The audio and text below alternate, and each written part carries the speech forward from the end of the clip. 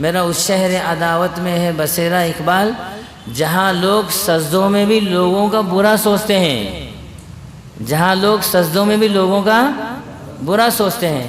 یہ ہماری عبادت کا حال ہے۔ پھر نماز میں سنت کرتے ہیں، واجبات کرتے ہیں، مستحبات کرتے ہیں۔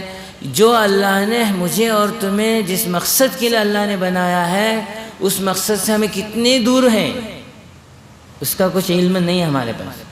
تو امام جعفر صادق فرماتے ہیں کہ تو نے ان کو پہچانا نہیں ہے، تو تیری ان کی پہچان نہیں ہے تو تجھے وہ کیسے دیں گے؟ تو مانگ تو رہا ہے۔ اب اسی چیز کو غوث پاک رحمۃ اللہ علیہ بھی اپنے ملفوظات میں فرماتے ہیں، 4 سلسلے ہیں ہمارے، نقشبندیہ، چشتیہ، قادریہ، سہروردیہ۔ تو غوث پاک رحمۃ اللہ علیہ کے بال پر میں یہاں تمہارے سامنے اقوال بیان کیا ہوں پہلے، اس میں سے ایک چیز فرماتے ہیں، روحانی بیماریوں میں سے ایک بیماری یہ بھی ہے بدگمانی۔ کیا؟ بدگمانی۔ کیا بدگمانی کسے کہتے ہیں؟ بیچاروں کو معلوم ہے نہیں بدگمانی کسے کہتے معلوم ہے نا؟ کیا بولو تو بدگمانی کا تو کیا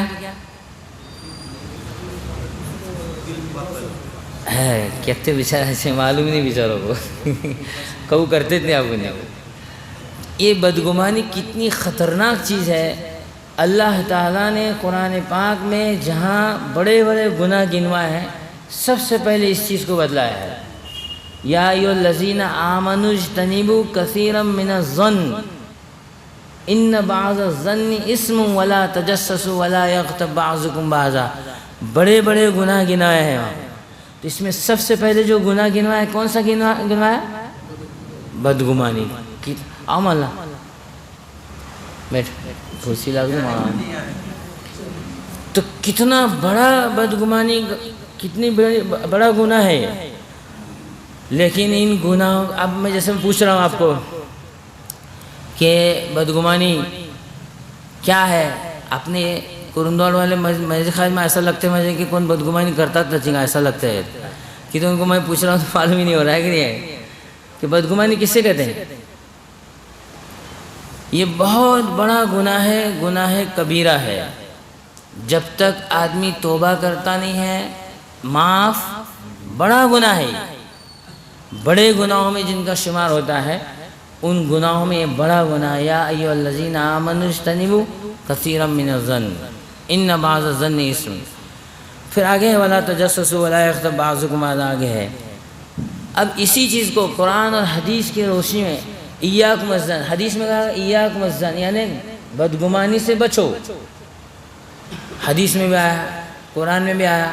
اسی چیز کو غوث پاک رحمۃ اللہ علیہ اپنے ملفوظات میں فرماتے ہیں کہ بدگمانی جس آدمی کے اندر بھی ہوگی، جو بھی بدگمانی کر رہا، بدگمانی یعنی برا گمان، برا سوچنا، برے خیالات، یعنی ہر آدمی کے متعلق، عورتوں کے متعلق، اپنے بال بچوں کے متعلق۔ آج تو بدگمانی اتنی عام ہے کہ اپنے اپنوں سے ہی بدگمان ہے، نہیں اپنے سگوں سے بدگمان۔ اب کیا اس کی تفصیل جانے کی ضرورت نہیں ہے، تو کیونکہ اپن سب نے اس کے اندر ملوث ہے ہی۔ اللہ ہماری حفاظت فرمائے۔ اولاد ماں باپ سے بدگمان، ماں باپ اولاد سے بدگمان، بھائی بھائی سے بدگمان، بھائی بہن سے بدگمان، بہن بھائیوں سے بدگمان، رشتہ داری، پڑوسی آپس میں، یہ اتنی خطرناک بیماری ہمارے اندر ہے۔ تو اسی چیز کو غوث پاک رحمۃ اللہ علیہ فرماتے ہیں کہ بدگمانی تمام روحانی فائدوں کو بند کر دیتی ہے۔ کیا بولا؟ بدگمانی تمام روحانی فائدوں کو، کیا روحانی فائدہ ہے؟ روحانی فائدہ کا تو کیا، یہ اپنی زبان میں مجھے پوچھنا پڑتا ہے، بولنا پڑتا ہے، سمجھانا پڑتا ہے، تو بغیر تمنا بھی مجھے بھی سمجھ میں آتا نہیں ہے۔ بس کیا تو بولے ایسا ہے، وہ بدگمانی کرنے کا نہیں آتا ہے، تو بس اس کی ڈیپ میں اپن جاتے ہی نہیں ہیں۔ اور کیا ہے بدگمانی ہے، یہ کتنا بڑا، بہت بڑا گناہ ہے، لیکن تم نے، میں نے اس کو بدگمانی کو گناہ سمجھے نہیں ہے۔ تو اس کا علاج کیسا کرنا ہے؟ علاج کی طرف دھیان ہی نہیں دوں گا۔ اسی بدگمانی کے ساتھ میں آ کر کے نماز پڑھ رہا ہوں، کسی کے ساتھ بدگمانی ہے میری، اپنے دوستوں کے ساتھ میں، اپنے بھائیوں کے ساتھ میں، رشتہ داروں کے ساتھ میں، ماں باپ کے ساتھ میں، جوائے کے ساتھ، جو بھی جتنے بھی رشتہ دار ہیں سب ایک دوسرے کے ساتھ میں گھروں میں ایک دوسرے کے ساتھ میں ہے.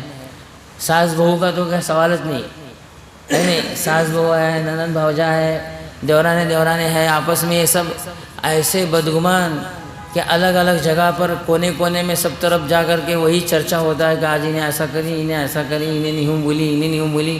اور پہلے بھی میں بتایا ہوں, صوفہ سیٹ آپ کے گھر میں کیا وستر ہے؟ صوفہ سیٹ کیا وستر لائے تھے؟ یوز کرنے کا واسطے ہے نا. وہ لانے والے 100 ملنے کو بیچارے کو. تو ہمیں کیا کام کرتے بیٹھے صوفہ سیٹ میں, کیا کام کرتے بیٹھتے ہیں کہ بھائی اس پر کبھی آپ سوچیں کہ بھائی اس لانے والے کو ثواب ملنا چاہیے کہ کم سے کم اس پر 100 مرتبہ درود شریف, 100 مرتبہ مطلق کہہ رہا ہوں, درود شریف پڑھو, استغفار پڑھو, سبحان اللہ پڑھو, الحمدللہ پڑھو, اللہ اکبر پڑھو, کبھی ذکر کریں اس پر بیٹھ کر. کھانا پینا ہو گیا, سب اطمینان سے ہو گیا, گھر میں ٹیوا ہے, سب کچھ ہے, ساری چیزیں چلتی رہتی ہیں. ایک بات کوئی نکل جاتی ہے تو اب اس کے بعد پورا گھنٹہ 2 گھنٹے رات کو 11 بجے 12 بجے 1 بجے تک اسی پر محفل چلتی رہتی ہے. شوہر ادھر تھکے جمائے دینے لگے, جا کو سو جاؤ بھی. اب صبح کو اٹھنے کو 10 بجے اٹھنے کا, یہ ماحول ہے ہمارا. رحمت دو جہاں احمد مصطفیٰ.